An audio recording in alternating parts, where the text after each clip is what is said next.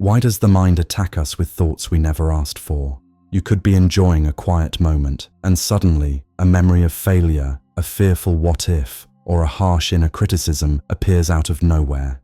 It spirals, it repeats, it tries to convince you it's real. Sometimes the mind can feel less like a companion and more like a battlefield. Intrusive thoughts, anxiety loops, self-blame for things long past. We all experience them, yet most people silently carry this weight, believing something is wrong with them for having these thoughts. But the Buddha taught something profoundly comforting. The mind is not the enemy. It is simply untrained. Thoughts are not commands. They are not truths. And most importantly, they are not you. The Buddha did not offer a path to suppress or forcefully silence thoughts. Instead, he offered something far more powerful, a method to see clearly, to master the mind through wisdom and awareness, to observe rather than obey, to respond rather than react. So if you've ever wondered, why can't I stop these thoughts?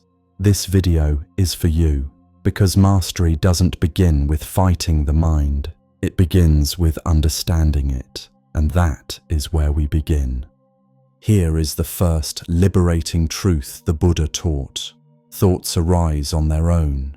You do not choose most of them. They simply appear, like wind through an open window, a random memory, a fear of the future, a doubt about the present.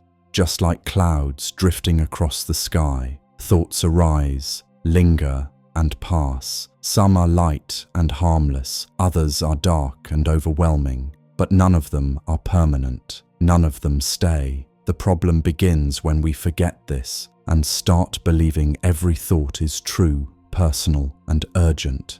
I failed. They don't respect me. This will never work. I am not enough. These are not facts. They are mental weather, passing formations, not permanent identity. Just as the sky is never harmed by the storm, your true awareness is never harmed by passing thoughts. Freedom does not begin when thoughts disappear. It begins the moment you stop believing everything your mind says. When you see thoughts not as reality, but as temporary appearances within awareness. And once you see this clearly, you realize something life-changing. You don't need to stop the thoughts to be free. You only need to stop being controlled by them.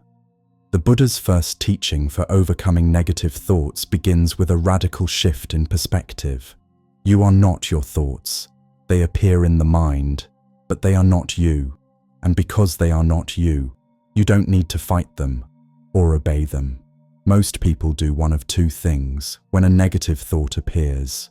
They either fight it, I shouldn't be thinking this, which creates tension, or they feed it, maybe it's true, what if it gets worse, which multiplies suffering. The Buddha taught a third, far more powerful way. Don't fight, don't feed, just see. This is called awareness without reaction, simply noticing the thought like you would notice a sound in the distance, not pushing it away, not chasing it, just acknowledging its presence. Imagine a thought arises, I'm not good enough. Instead of spiraling into judgment, gently say in your mind, a thought has appeared, or even more simply, thinking. This gentle recognition is known as mental noting in Buddhist practice, not to analyze the thought, but to create space between you and it. Because the moment you see the thought without reacting to it, something powerful happens.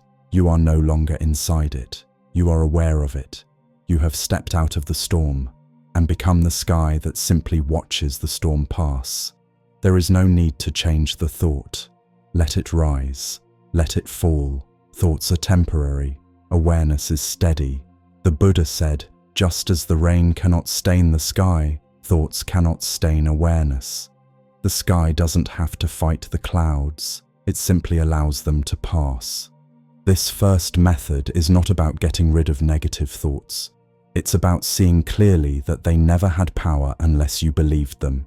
And once you can simply observe, without reaction, the mind begins to settle on its own, not by force, but by nature.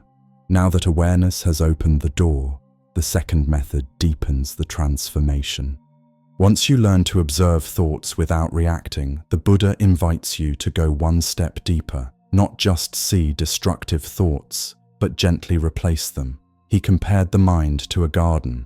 If you leave it unattended, weeds, anger, fear, jealousy, regret will grow on their own. But if you cultivate it with care, you can grow kindness, trust, patience, compassion. In the Vitakka Santhana Sutta, the Buddha explains a powerful insight. You don't fight a negative thought. You replace it with its opposite, not with force, but like planting a new seed in the soil of the mind. So when anger arises, instead of letting it burn your heart, you silently plant the seed of compassion. May I understand? May I respond, not harm? When fear appears, instead of feeding it with what-ifs, you breathe and say, in this moment, I am safe. I choose trust over panic. When self-judgment hits, I am not enough. You gently respond with truth, not ego. I am learning. I am growing. I am doing my best. Don't think of this as forcing positivity. The Buddha did not teach fake thinking. He taught wise thinking, to consciously guide the mind instead of letting it wander into darkness. Here's a simple example. Imagine someone speaks harshly to you. Instantly, anger rises. In that moment, you don't suppress it, you see it. But then, softly, intentionally, you call in its opposite. In this moment, may I choose understanding over reaction. And the mind begins to change. Just like a fire dies when you stop adding wood, a negative thought loses its power when you refuse to feed it, and instead nourish a different energy. The Buddha's wisdom is clear. You cannot stop thoughts from arising, but you can train the mind to choose which ones to water. This is how we turn the mind from an enemy into an ally. And once we learn to replace the poison, the third method shows us how to dissolve its root entirely.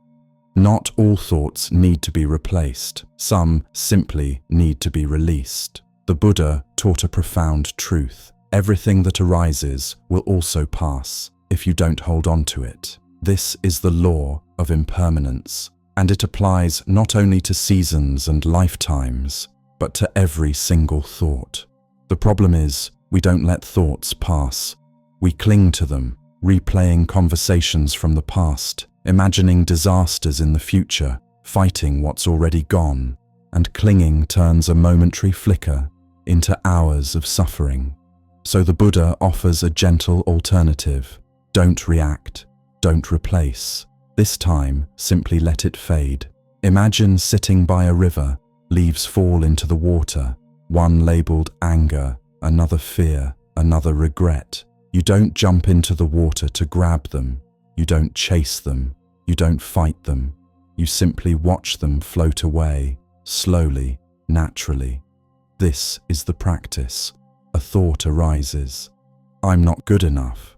Instead of arguing with it or trying to fix it, you say, a thought is passing. Not true, not false, just passing. And then you do nothing. No energy, no storytelling, no resistance. You let it lose its fuel. Because thoughts are like fire. They burn only when you keep feeding them. Remove the attention, and the flame fades quietly on its own. This isn't avoiding reality. It's understanding reality. In that moment of non-grasping, you are practicing deep wisdom. What I don't cling to cannot control me. You are not suppressing. You are not escaping. You are simply refusing to add energy to what was already fading. And slowly, the mind learns. Peace is not something we create. It's what remains when we stop clinging. This is freedom, not from thoughts, but from being ruled by them. Once you learn to let thoughts pass naturally, you begin to experience a deeper transformation, not just mentally, but emotionally. And that leads us to the final step, how the Buddha teaches us to build a mind so clear, negativity loses its ground entirely. The ultimate goal of the Buddha's teachings isn't to silence the mind, It's to stop being ruled by it. Freedom isn't the absence of thoughts. It's the ability to let them come and go without losing your peace. The Buddha compared the untrained mind to a monkey leaping from branch to branch, restless, noisy, never still. But with awareness, the same mind can become like a calm lake, reflecting everything clearly without being disturbed by the ripples. When you practice awareness, replacement, and release, you begin to realize something extraordinary. You are not your thoughts. You are the awareness that sees them. You are the space in which they arise and dissolve. A thought may whisper, "You're not good enough." But awareness simply says, "There's a thought." A wave may rise, but the ocean remains vast, untouched. This is the shift from being inside your thoughts to standing beyond them. It's not escape, it's clarity. You don't suppress, and you don't indulge. You simply remain spacious, steady, free. True freedom is this. Even when the mind is noisy, your heart stays still. You see that thoughts are weather, but awareness is the sky, and the sky has never been harmed by a storm. The Buddha said, "Nothing can harm you as much as your own thoughts unguarded, yet nothing can help you as much as a mind well trained." Through steady practice, the mind becomes your ally, a servant of peace rather than a source of suffering. Over time, negative thoughts still appear, but they no longer define your day. They lose their edge, they fade faster, and in their absence, something soft but powerful begins to rise: compassion, gratitude, and quiet joy. You begin to live beyond thought, resting in awareness itself. This is where peace lives, not far away, not someday, but here, in this breath. Take a slow, deep breath. Feel the rise and fall of your chest. Notice the space between one thought and the next. That's peace. It's been here all along, waiting beneath the noise. Letting go of negative thoughts isn't about becoming perfect. It's about remembering who you truly are, calm, aware, and free. The next time a painful thought arises, smile softly and whisper, "This too shall pass," because it always does. If this reflection brought you stillness or insight, I invite you to subscribe. Let's keep walking this path together, one breath, one thought, one moment of peace at a time.